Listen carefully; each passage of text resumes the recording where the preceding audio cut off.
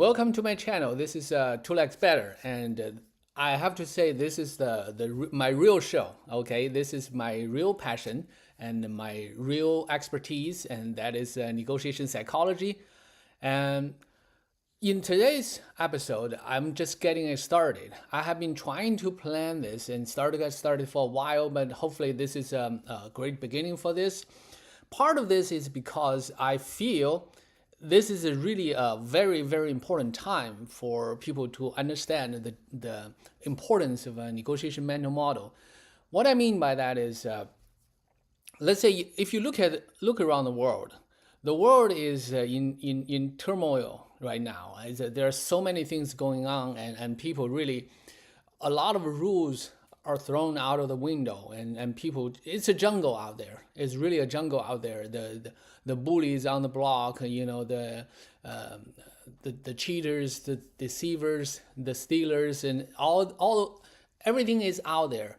And in those kind of times, if you want to navigate through your life, a negotiation mental model is a great thing for you to have. And what I have been struggling with, because I have been teaching and learning and teaching negotiation for over 20 years, and I try to study for a PhD for that. And the thing is, how to teach that is very, very difficult. And so how to explain it? I try to avoid using the word teach, but how to explain that to people so that people can accept it and use it is not an easy task. Now, I will just try and get it started, and it probably will take a few more tries. But anyway, let's get into that. So what is a negotiation mental model? You think about everyday life. We talk to people. You think about the negotiation between China and US. That's like not a whole lot of people have access to that kind of information or position or that kind of settings. However, everybody, we deal with negotiation all the time, every day. Think about it. You drive on the road. You drive on the road. You want to change, and what do? You turn on your turn signal, and then you merge in, right? That is a negotiation. And I can tell you something different. I drive in US. My experience is that if you flash your light, your turn light is on, the car behind you, usually they will slow down, at least maintain the speed so you can go. That's normal, right? It's not the same in Hong Kong. What happens in Hong Kong is if you turn on your turn signal, the car behind you will speed up.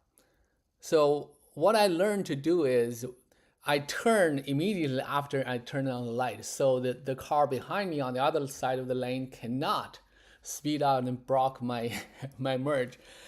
I know it's probably a kind of it's almost like a stereotype, right, or something like that. But that is my experience. That is literally my experience. I lived there for many years, so, and it's not uncommon. It happens almost 70s, 80% of the times when I'm on the road. So that's really kind of interesting. I have possible explanations, but I don't want to bore you with that. But what I mean is this. Whenever you have a back and forth negotiation, you're communicating with someone, even something, that's why it's a broad mindset. You send out a signal, and they send us some signal back, and then you get something. So it's basically you get something and they get something, and this is something that, you both can work together. It's like you buy a house. You want to buy a house, and you find one, and then they have an asking price, and then you try to match it or try to haggle a lower price or something, and then they put it back. And that's another typical case of negotiation. So you think about another example. Say you want to go out lunch with your friends, and that is a negotiation, whether you understand it or not, because you might want to go to somewhere to have a proper lunch. They may just want to grab a quick eat. That's a different thing. And you may want to go to a Chinese restaurant, and they may want to go to a Mexican. or they just want some steak or something, So now, who's going to decide where to go? Does it mean? And that's the thing is, you have to agree on something to do it. But do you always agree with your friends on that, or do your friends always agree with you? I know that sounds a little bit picky, maybe, but that's the reality we are living in, and that's a negotiation. And life is not fair. Life is what you can get from your negotiation. So your negotiation skills literally determines what you can get from that. And I can tell you many good examples like that, and something even happened to me. And years ago, when let's say years ago when we tried to land a job in Hong Kong, and we had what we were the case is like this. We try to get a faculty job, a professorship job, but we just freshly graduated from university. Of course, this is the case for my wife. So, and she graduated from an Ivy League school, so that's one of the top schools in the world. However, we don't have anything in Hong Kong, so we tried to get a job in Hong Kong, and there was only one position, literally just one position open that year. And she got an interview, and she was accepted, but we couldn't find a place to live. And then we asked, they have the staff quarter that's on campus. That's just beautiful. It's huge in Hong Kong standard, and it's beautiful. It's facing the mountain. We just love it. But we can't get it. Why? Because the salary is not high enough. For assistant professor, the salary is like almost 10% below the qualification to be qualified living in those quarters. So we were facing the dilemma. And I contacted a few friends and asked about it, and then, their response is generally, you just don't negotiate in Hong Kong. It's basically whatever they give you, it is what it is. And but the negotiator in me says, maybe we should try. So we tried. We sent a very respectful email. We basically says, we want to live there. We don't have place to live in Hong Kong, and we know it's a lot to ask, but it will really help us. And we sent the email to the department head and the dean, and somehow probably they talked to somebody, and then we got it. So so if we didn't ask, we wouldn't have gotten it. Of course, to be fair, even after we ask, it's not a guarantee we can get it. But what it turned out is we got it. And materially, it's a great one. It's a great one. We lived there for, let's say, just 10 years. And that's a 10% bump in salary. And that's a lot of material gain just by one email. Okay, so that's how important negotiations are. So that's what negotiation is, right? Now we talk about the mental models. What is a mental model? Mental model is how you think. I coach badminton. When you coach badminton, we talk about all the details. You break it down, how's your foot moves and your center of gravity and your arm, your wrist, your fingers, and the racket. So these are all the little details. Negotiation is the same. Negotiation is also a technical thing. When you try to get into negotiation, willingly or unwillingly, you prepared or not, whenever you communicate with someone, that's a negotiation. So how you prepare for that, how you think about it. And the other important thing is how they think about it. You come into a meeting with someone to talk. They are thinking certain ways, and you are thinking certain ways. So, and in mental model, in negotiation mental model, there are a few concepts that's really, really important. And for one is something we call aspiration.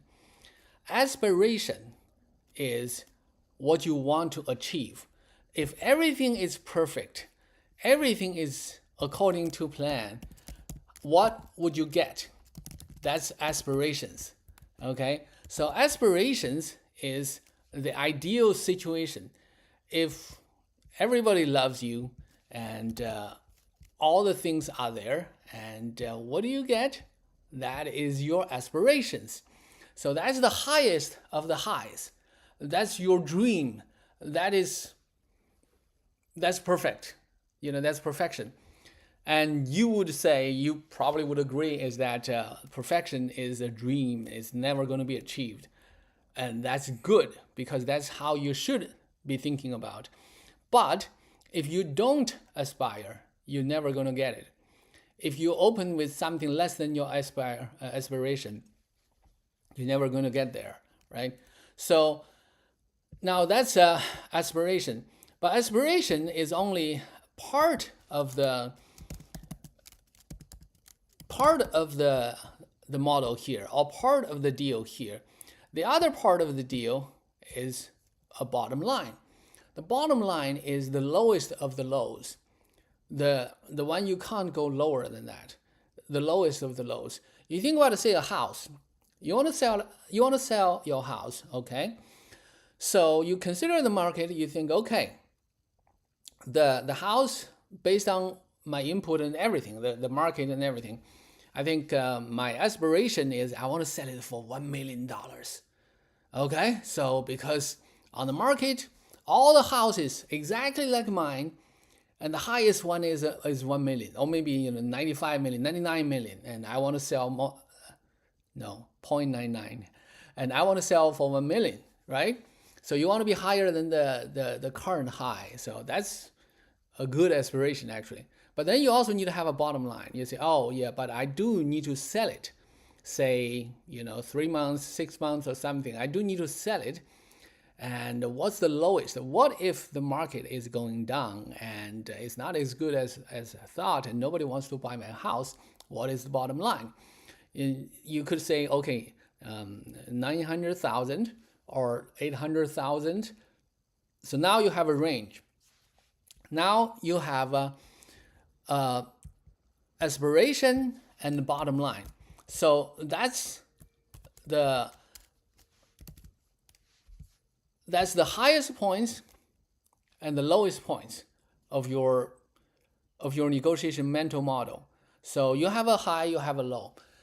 If I would argue, I would say for anything in life, you should have both. You should know there's aspirations, there's bottom line. You understand those, it will guide your thinking, it will guide your life much easier.